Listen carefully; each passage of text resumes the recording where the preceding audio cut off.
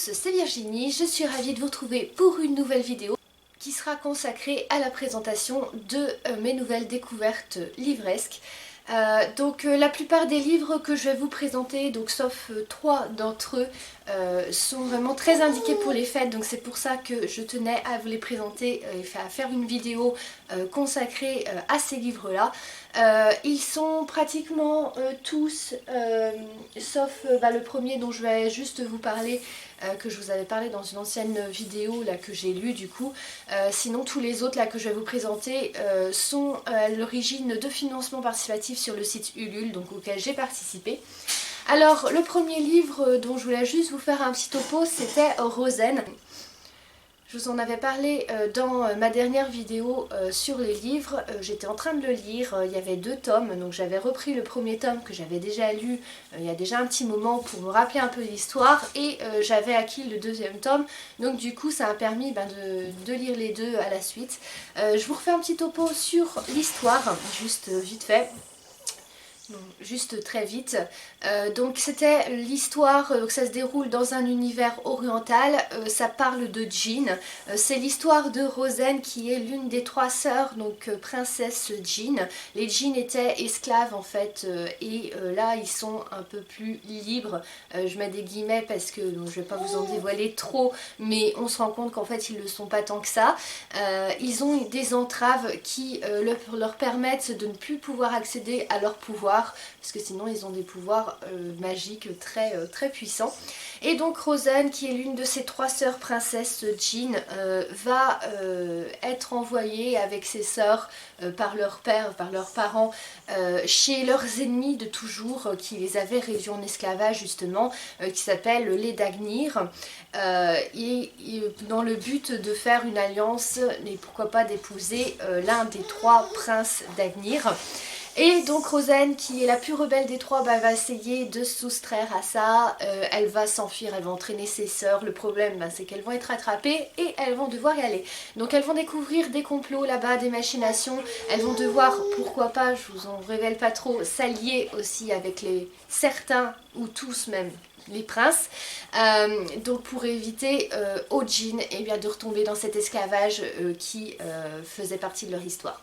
Donc il y a beaucoup de magie, il y a beaucoup de romance, et puis une fin qui est vraiment très bien, la fin du 2e tome, une fin en fait qu'on attend. Donc j'ai trouvé vraiment ça top, il y a beaucoup de suspense voilà, jusqu'à la fin. Donc c'était tout pour ce topo là. Je vous présente tout de suite mes nouvelles découvertes qui sont très indiquées. Donc je vais commencer par les livres très indiqués pour la période des fêtes. Ensuite les 3 derniers je vous les présenterai à la fin.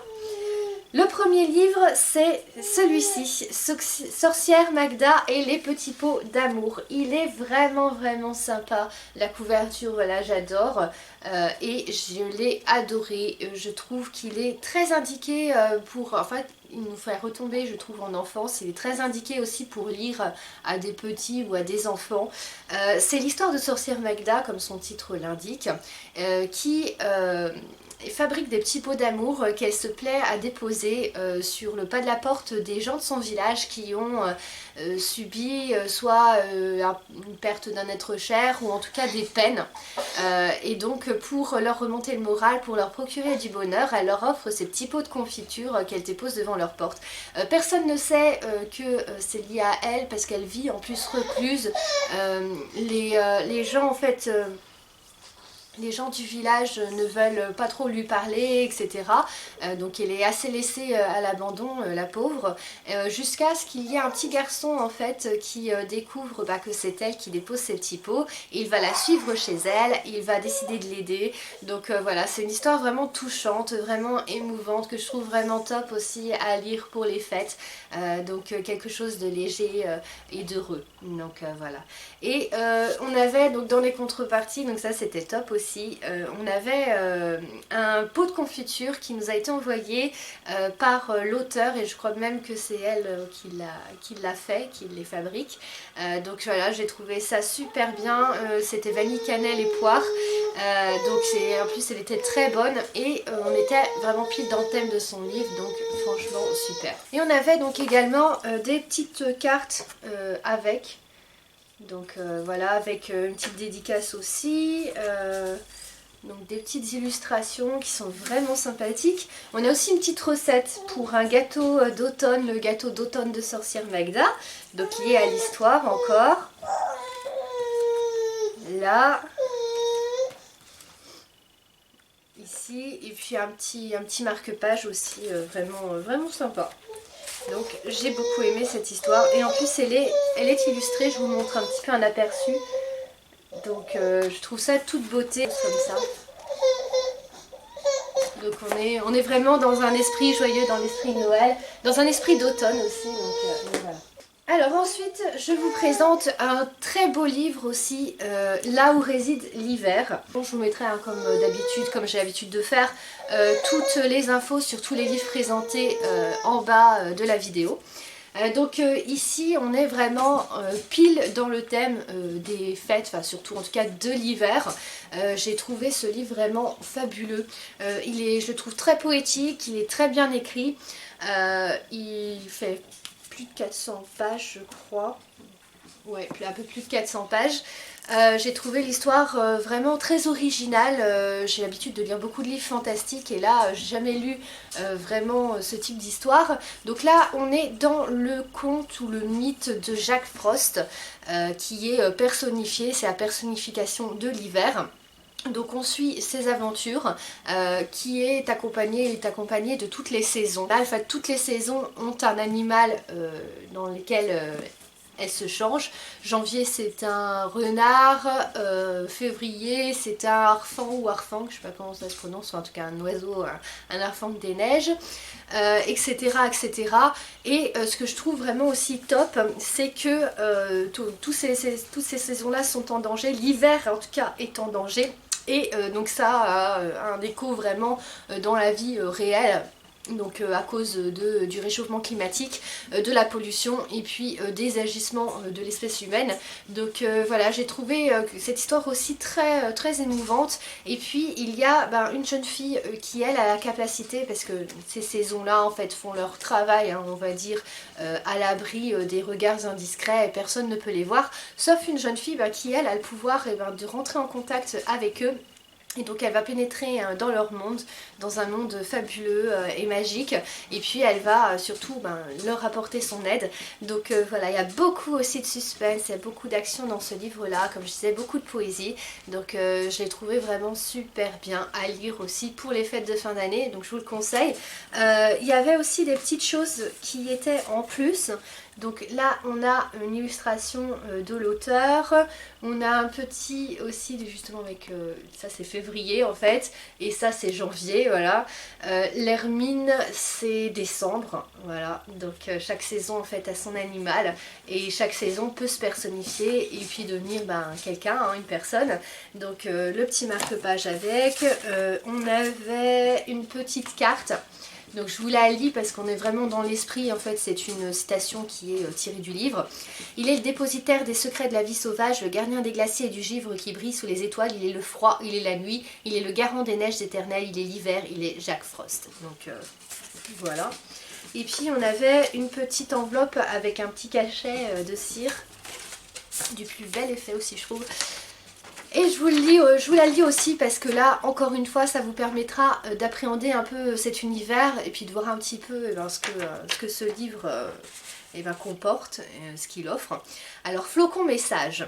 L'hiver arrive, il est là tout près, levez les yeux, regardez par la fenêtre. Il neige, c'est décembre, la belle Hermine qui secoue ses édredons de flocons plumes au palais Polaris. Le ciel se part de lumière étrange, c'est sans doute Janvier, le renard arctique, qui joue sous les étoiles et chorégraphie la danse des aurores boréales.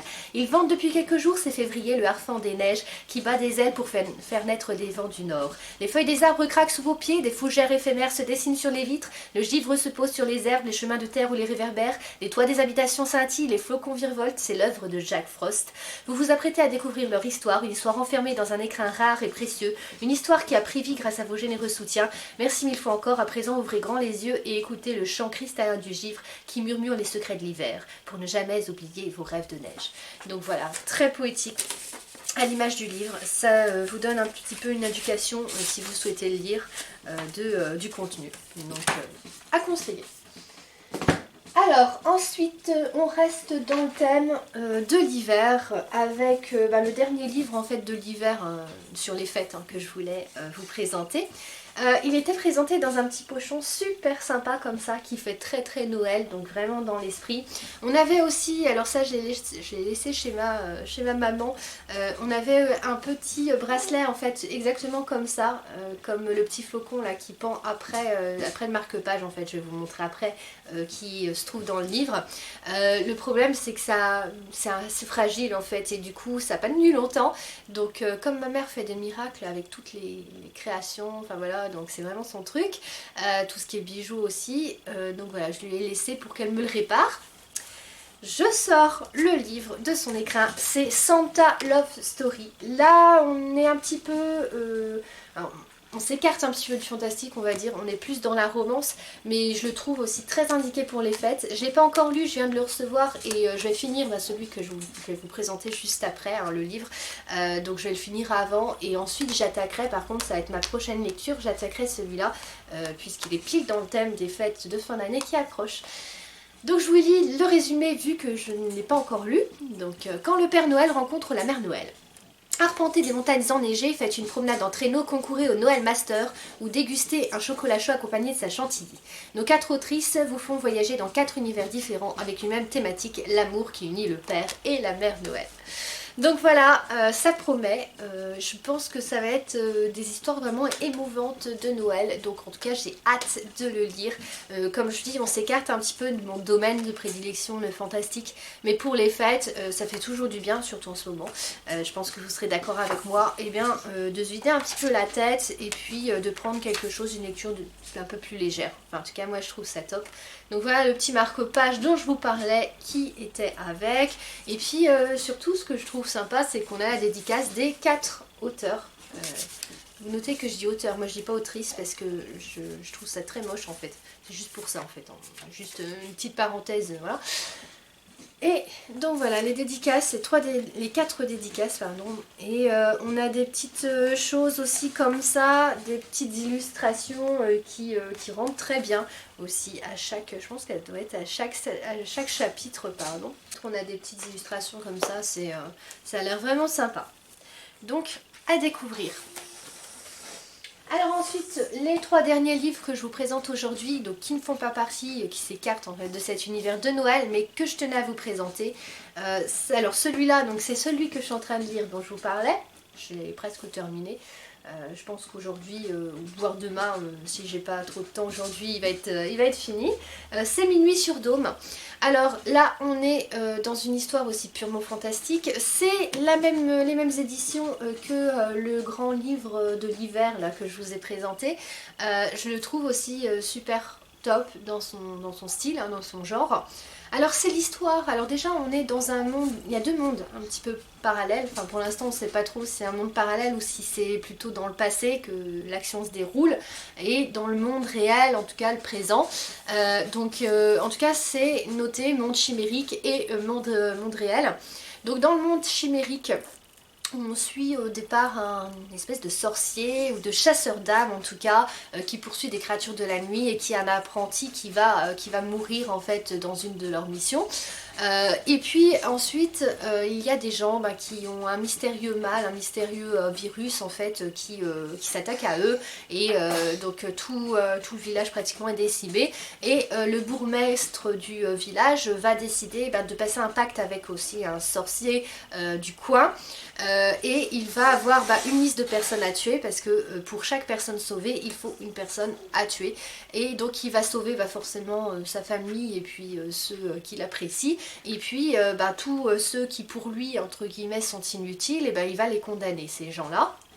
Déjà on est dans l'ambiance, et ensuite on suit les aventures dans le monde actuel d'un garçon avec son Shiba Inu, donc son chien, qui emménage avec ses parents dans la ville natale de sa mère, dans une grande maison il va découvrir des choses étranges qui se passent, il va commencer à entendre des choses, on va lui expliquer qu'il y a une jeune fille de son âge qui vit dans un grand manoir du coin aussi, qui communiquera avec les morts, et il va découvrir tout un univers en fait qu'il s'imaginait pas, et que lui en fait il y a une place très importante, et parce que c'est un loup. Donc je vous dis pas pour l'instant, je vous en dis pas plus pour pas trop vous spoiler, mais en tout cas voilà, il a une âme de loup, il peut se changer, alors pas lui-même mais son âme en loup, donc il a des pouvoirs en fait ce garçon là. Et donc la jeune fille va l'aider, parce que la jeune fille aussi a beaucoup de facultés, voilà. Donc va l'aider à mettre au clair tout ça, et puis va découvrir que le passé est intimement lié en fait à sa vie actuelle, et puis qu'il y a une menace, que le mal en fait plane sur eux. Donc je vais pas vous lire le résumé, parce que je vous ai résumé un petit peu l'histoire jusque là.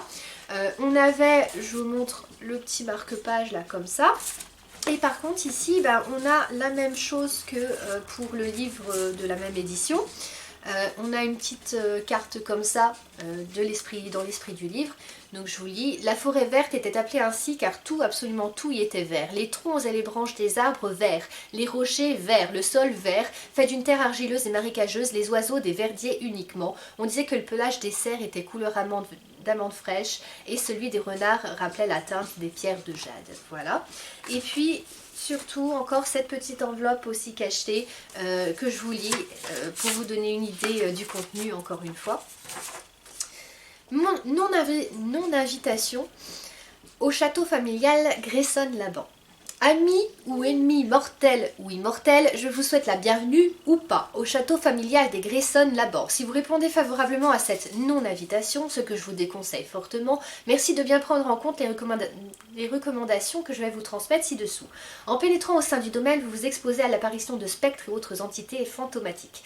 Si vous ne craignez point les ectoplasmes, libre à vous de poursuivre votre route jusqu'au hall d'entrée. Il est néanmoins de mon devoir de prévenir les éventuels visiteurs des risques et périls auxquels ils pourraient être confrontés en passant les portes du château. Si vous possédez une âme animale, je vous invite à ne pas vous approcher des appartements privés de l'héritière de la famille Grayson-Laban.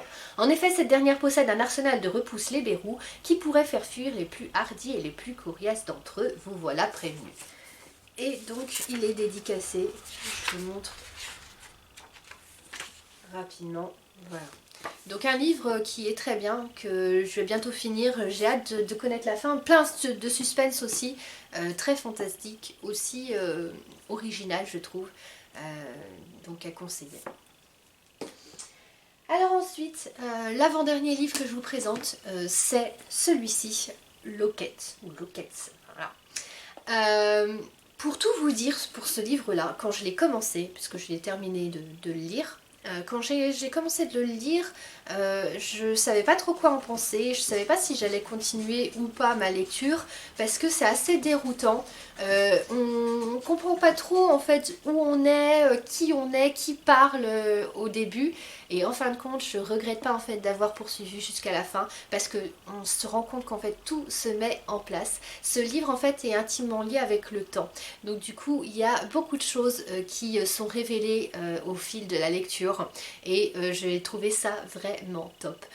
Pour vous faire un petit topo, donc là aussi comme celui là où réside l'hiver que je vous ai présenté avant, on est intimement lié à ce qui se passe aujourd'hui, à notre époque actuelle. Donc là c'est moins, encore une fois c'est moins fait tout de suite, parce que ça traite de la fin du monde, voilà, donc c'est fixé. Chaque adolescent a développé des capacités grâce à son locket. Donc c'est un médaillon en fait qu'il porte, et puis ils ont une puce en fait dans le cerveau qui leur permet d'activer un peu ce médaillon, et qui leur offre un pouvoir. Alors ce pouvoir normalement est lié à leur personnalité, mais après ils savent pas forcément décrire qui ils sont au fond d'eux-mêmes, mais en tout cas le pouvoir semble correspondre un petit peu à leur personnalité. Donc chacun a un pouvoir différent. Il y en a qui ont pu, parce que c'est comme un petit peu un ordinateur leur médaillon, donc il y en a qui ont pu un peu libérer de l'espace sur le médaillon pour avoir un peu d'autres capacités qui peuvent leur servir. Et donc Cass, Cassandra et Nate sont deux jeunes adolescents Ned va la rencontrer et puis lui apprendre que la fin du monde approche. Il va lui dire de le vérifier si elle veut dans le flux. Alors le flux c'est une sorte de toile, un peu donc de réseau, comme des réseaux sociaux en fait, comme un réseau social ou un réseau en tout cas de messagerie qui serait un peu aussi dans leur cerveau, en tout cas virtuel, auquel ils peuvent accéder, envoyer des messages, communiquer. Et donc dans le flux, Cassandra va contacter quelque chose, on va dire, c'est pas une personne donc je vais pas vous dire, vous révéler qui c'est, mais on va dire c'est une entité qui se fait appeler Nostradamus, donc comme le fameux et donc connu devin, et qui va lui confirmer que oui la fin du monde approche et qu'elle est dans quelques jours. Donc du coup ils vont décider tous les deux, Ned et Cass, de fabriquer comme elle peut créer en fait des bulles de protection, donc de créer un abri, un refuge pour que un maximum de personnes soient sauvées. Et puis le problème c'est qu'ils vont devoir plus sélectionner en fait des gens selon leur pouvoir, donc qui vont leur être utiles, donc des gens par exemple qui vont pouvoir fournir à manger, qui vont pouvoir fournir une protection, etc. Et donc ils vont essayer de convaincre un maximum de personnes, mais comment les convaincre, ça va être très compliqué. Donc voilà, ensuite on suit les aventures d'Aileen qui est une autre jeune fille dans le futur, donc quelques années plus tard. Donc là il y a une Green City, donc une cité un peu verte qui a vu le jour. Le problème c'est que ce sont des tyrans, ils ont pris le pouvoir et tous les gens qui pour eux polluent un peu trop ou qui s'opposent à eux, eh bien sont traqués sans relâche, certains sont même tués et d'autres sont ramenés de force à la Green City, donc la cité verte. Et donc Aileen c'est une rebelle, elle fait partie d'un des groupes qui essaie de partir en fait loin, et elle essaie de trouver un refuge. On lui dit qu'il y a un refuge qui s'appelle le Maquis auquel elle peut accéder. Donc elle va découvrir si cette légende est vraiment réelle ou non. Donc voilà, elle va se battre pour la rébellion et puis pour essayer de s'opposer aux tyrans. Donc en fait tout est lié dans ce livre-là. L'auteur nous promettait un livre immersif et je trouve que la promesse est tenue. Le seul bémol que je mettrais, c'est qu'il y a quelques fautes d'orthographe. Alors il faut savoir que c'est une auteure qui s'est auto-publiée. Donc là-dessus, quand ce ne sont pas des livres liés à une maison d'édition, et que du coup c'est une auteure qui ne peut pas forcément recourir à des services de correction professionnelle, c'est mon cas, donc j'en sais quelque chose. Donc là, je suis vraiment tolérante au niveau beaucoup plus tolérante en tout cas au niveau des fautes d'orthographe que pour une édition professionnelle. Et quand je vous dis quelques fautes, ça gêne pas du tout la lecture, donc c'est le principal de toute façon. C'est souvent plus quelques fautes d'inattention, un mot à la place d'un autre, donc on corrige de nous-mêmes, donc voilà, il n'y a pas de souci, c'est juste pour dire à la limite un petit bémol, mais c'est tout. Et ce que je trouve vraiment top aussi, c'est que l'auteur nous avait demandé pendant sa campagne de financement participatif, donc aux gens qui voulaient, de se rendre sur son site internet et d'indiquer le pouvoir qu'on voudrait avoir, et elle nous donnait des noms de fiction à chacun et chacune, et donc moi j'ai participé, j'ai mis que je voulais figer le temps, donc à faire une petite parenthèse et puis à vous montrer des créations que j'ai trouvées super top. Je les ai trouvées en fait sur YouTube, j'ai trouvé des tutos là-dessus et j'ai eu envie de me lancer. Donc je vous montre, ils ne sont pas finis, je le précise quand même. Je vous montre ce que j'ai fait. Donc j'ai fait un petit sapin comme ça, j'en avais fait d'autres aussi plus petits, mais il y en a un que j'ai donné à ma maman, là qui était fini, parce que vous pouvez rajouter plein de choses, vous pouvez rajouter des petites guirlandes soit de perles ou quoi. Vous pouvez, moi j'avais rajouté pour le plus petit, j'avais rajouté des petites perles qui font comme des boules de Noël par-ci par-là, donc pour colorer un peu le tout. Donc voilà ce que ça donne, et c'est avec des cotons démaquillants, avec un petit cône de polystyrène, donc je trouve ça vraiment magnifique. Donc pour Noël, vous pouvez mettre ça aussi coller ça sur un plateau. Ma mère, c'est ce qu'elle va faire d'ailleurs, elle va coller ça sur un plateau, en coller plusieurs de divers formats entre guillemets, et puis après vous pouvez mettre ça pour l'apéritif. Vous pouvez rajouter un petit bocal pour mettre des pics apéro ou quoi. Enfin il y a vraiment plein de choses à faire. J'avais aussi fait donc de la même technique, ces deux boules de Noël là pour mettre après mon sapin, pareil. Donc on a rajouté les petits rubans pour les accrocher, il manque plus qu'à les rhabiller un petit peu plus, parce que là je vais pas les laisser vierges comme ça toutes blanches. Et puis alors de toute beauté aussi, ce qu'on a découvert, là encore elle n'est pas terminée, C'est pour faire des boules en tissu cette fois-ci. Donc voilà ce que ça donne. J'espère que vous verrez bien à la vidéo. Donc c'est super bien. On va mettre bien sûr des choses ici aussi. Des choses qui vont pendre peut-être là pour habiller encore plus la boule. Bien sûr un pendant pour pouvoir la pendre après le sapin. Mais voilà, je trouvais aussi cette technique qui était super bien. Peut-être que je ferai, vous me direz si ça vous intéresse, peut-être que je ferai une vidéo en fait spéciale pour vous expliquer un peu la technique de ça. Ou vous en trouverez en tout cas sur YouTube. Mais en tout cas voilà, je conseille pour les gens qui aiment bien créer des choses. C'est super top, ça rend super bien. Et en plus de ça, moindre coût, donc voilà. Donc voilà, j'espère que cette vidéo vous aura plu. N'hésitez pas à me dire, comme d'habitude, à me donner vos commentaires, des conseils, et puis à me dire s'il y a des livres qui vous ont fait envie. Tous, pourquoi pas. Voilà, s'il y en a certains que vous voulez lire plus que d'autres, voilà. Donc n'hésitez pas à me laisser vos impressions, à mettre un j'aime si toutefois vous avez aimé la vidéo, et puis à vous abonner pour de prochains contenus. Je ferai d'autres vidéos aussi, sur d'autres thèmes aussi, parce que j'aime bien varier un petit peu, donc très prochainement. Voilà, merci d'avoir visionné cette vidéo, et puis à bientôt pour de prochaines aventures. Salut à tous!